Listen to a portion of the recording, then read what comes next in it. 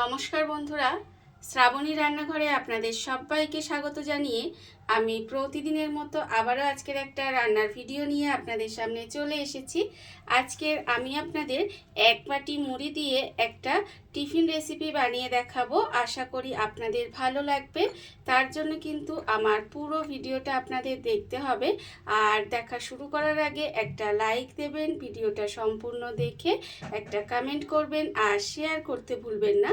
তাহলে চলুন আজকের আমি এক বাটি মুড়ি দিয়ে কিভাবে একটা টিফিন রেসিপি বানাই সেটা আমার সঙ্গে থাকুন আর আপনারা দেখে নিন।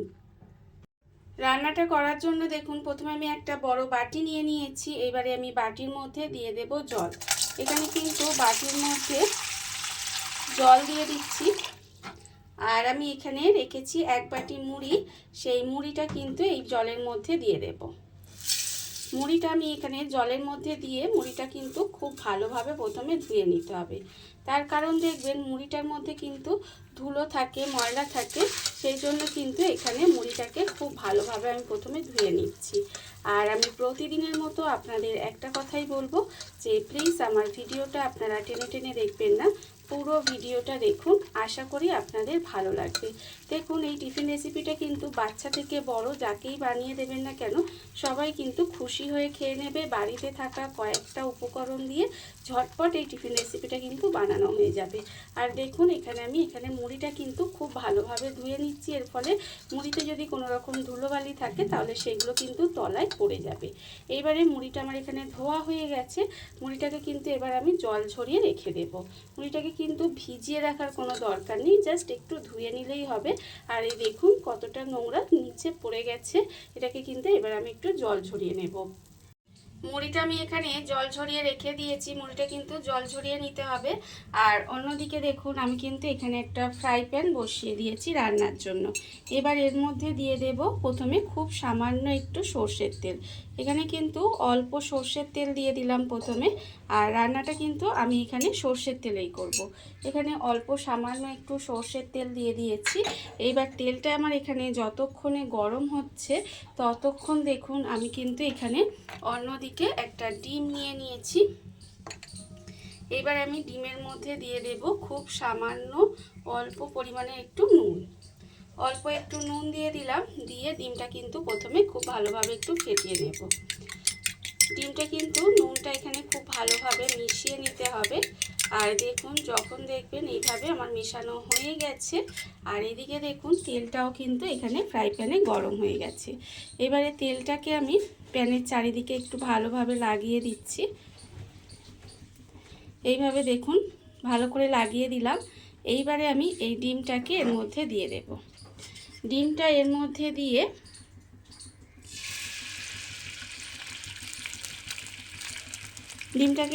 দিয়ে দিলাম। দিয়ে ডিমটাকে কিন্তু প্রথমে ভেজে নেব।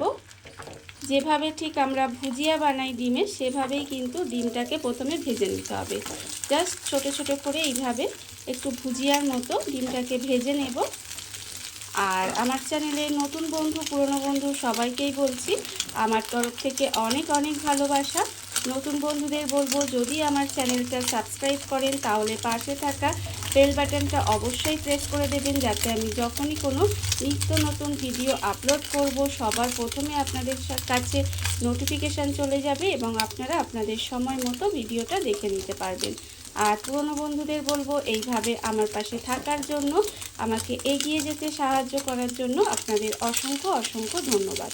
দেখুন ডিমটা কিন্তু আমরা ঠিক যেভাবে ভুজিয়া বানাই সেইভাবেই কিন্তু ছোট ছোট করে এইভাবে একটু ভেজে নিচ্ছি। আর এইভাবেই কিন্তু এটা ভেজে নিতে হবে। আর আজকের আমি যে টিফিন রেসিপিটা আপনাদের দেখাচ্ছি সেটা কিন্তু ভীষণই হেলদি এবং টেস্টি একটা টিফিন রেসিপি। বাচ্চা থেকে বড় সবারই ভালো লাগবে। বাচ্চাদের স্কুলের টিফিনে বা বড়দের অফিসের টিফিনে বা সন্ধ্যের জলখাবারে কিন্তু ঝটপট এটা বানিয়ে দিতে পারেন। দেখুন আমার কিন্তু ডিমটা এখানে ভুজিয়া করা হয়ে গেছে। আর এটা কিন্তু খুব বেশি লাল লাল করে আমি ভাজিনি, একটু হালকা করেই ভেজে নিয়েছি। এবার এটাকে আলাদা করে তুলে রেখে দেবো। এটা কিন্তু আলাদা করে তুলে নিতে হবে। ডিমটা আমি আলাদা করে তুলে রেখে দিয়েছি। এবারে আবারও দেখুন ফ্রাই প্যানের মধ্যে দিয়ে দেব আবারও অল্প সামান্য একটু তেল। খুব সামান্য একটু তেল দিয়ে দিলাম, দিয়ে আবারও কিন্তু এই তেলটাকে একটু গরম হতে দেব। এই তেলটা যখন গরম হয়ে যাবে, দেখুন তেল কিন্তু এখানে গরম হয়ে গেছে। এবার যখন তেলটা গরম হয়ে যাবে তখন আমি এর মধ্যে দিয়ে দেব প্রথমে গাজর কুচি। এখানে কিন্তু অল্প একটু গাজর এইভাবে একটু ছোট ছোট করে কুচি করে রেখেছি, সেই গাজরটা আমি এখানে দিয়ে দিলাম। এইবারে দেব আমি এখানে বিনস। এখানে কিন্তু কয়েকটা বিনসকেও এইভাবে একটু ছোট ছোট করে টুকরো করে কেটে রেখেছি, সেই বিনসটাও এর মধ্যে দিয়ে দিলাম। এবার বিনস আর গাজরটা প্রথমে এইভাবে একটু গ্যাসটাকে লোতে দিয়ে হালকা আঁচে কিন্তু একটু ভেজে নিতে হবে। দেখুন এইভাবে একটু বিনস আর গাজরটা ঢাকা দিয়ে দিয়ে রান্নাটা করে নেব। আমি কিন্তু এইভাবে একটু নেড়ে ছেড়ে নিলাম, এবারে ঢাকা দিয়ে দিলাম। ঢাকা দিয়ে কিন্তু এটা একটু রান্না হতে দেব। বিনস আর গাজরটা কিন্তু একটু সময় ঢাকা দিয়ে এইভাবে রান্না হতে দিয়েছিলাম, এর ফলে কিন্তু এটা একটুখানি কুক হয়ে গেছে। যখন দেখবেন এটা একটুখানি আগে দিয়েছি, তার কারণ সবজিটা একটু শক্ত সবজি, তাই একটু আগে দিয়ে এইভাবে একটু ঢাকা দিয়ে রান্না করে নিতে হবে। এটা যখন একটু রান্না হয়ে আসবে তখন কিন্তু আমি এর মধ্যে দিয়ে দেব পেঁয়াজ কুচি। এখানে আমি একটা পেঁয়াজকে, মাঝারি সাইজের পেঁয়াজকে এইভাবে একটু ছোট ছোট করে কুচি করে রেখেছি, সেই পেঁয়াজটাও কিন্তু এর মধ্যে দিয়ে দিলাম। দিয়ে এবার সমস্ত কিছু এইভাবে কিন্তু একটু নেড়ে চেড়ে ভেজে নেব। আর এই সময় কিন্তু আবারও একটু ঢাকা দিয়ে দেব। ঢাকা দিয়ে সবজিটা একটু কুক হওয়া পর্যন্ত কিন্তু অপেক্ষা করতে হবে। দেখুন এইভাবে আবারও কিন্তু একটু সময় এটাকে ঢাকা দিয়ে রান্না হতে দেব। ঢাকা দিয়ে কিন্তু আমি এটা আরেকটু সময় একটু রান্না হতে দিয়েছিলাম, আর এর ফলে দেখুন এটা কিন্তু অনেকটাই রান্না হয়ে এসেছে। এবারে আমি এর মধ্যে দিয়ে দেব কিন্তু এখানে আমি রেখেছি আন্দাজ মতো নুন। নুনটা কিন্তু বুঝে দিতে হবে, যেহেতু মুড়িতে কিন্তু খুব একটা বেশি নুন হয়ে গেলে খেতে ভালো লাগবে না, তাই নুনটা বুঝে দেবেন। আর দেব এখানে হলুদের গুঁড়ো, আর দেব আমি এখানে অল্প সামান্য একটু ঝালের জন্য লঙ্কা গুঁড়ো। যেহেতু এটা মেয়ের জন্য বানাচ্ছি তাই অল্প করে লঙ্কা গুঁড়ো দিয়েছি। আপনারা কতটা ঝাল খাবেন সেটা বুঝে কিন্তু এই ঝালটা ব্যবহার করবেন। আর আপনারা চাইলে কিন্তু এখানে ম্যাগি মশলা বা চাট মশলাও ব্যবহার করতে পারেন, তাতেও কিন্তু খেতে বেশ একটু চটপটা হবে, ভালো লাগবে। দেখুন আমি কিন্তু ওই সমস্ত মশলাটা দিলাম না। এইবারে আমি এর মধ্যে দিয়ে দেব একটু টমেটো কুচি। এখানে কিন্তু একটা ছোট সাইজের টমেটো এইভাবে কুচি করে রেখেছি, সেই টমেটোটা এর মধ্যে দিয়ে দিলাম। টমেটোটা দিয়ে আবারও কিন্তু এটাকে একটু ঢাকা দিয়ে রান্না হতে দেব, যাতে টমেটোটাও নরম হয়ে যায়।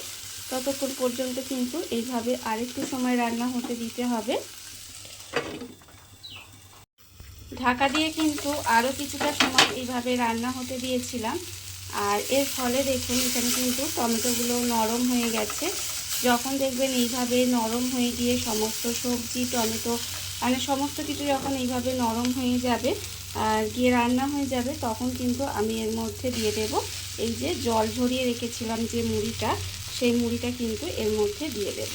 মুড়িটা এর মধ্যে দিয়ে এবারে কিন্তু মুড়িটাকে এর সঙ্গে একটু ভালো করে মিশিয়ে রান্না করে নিতে হবে।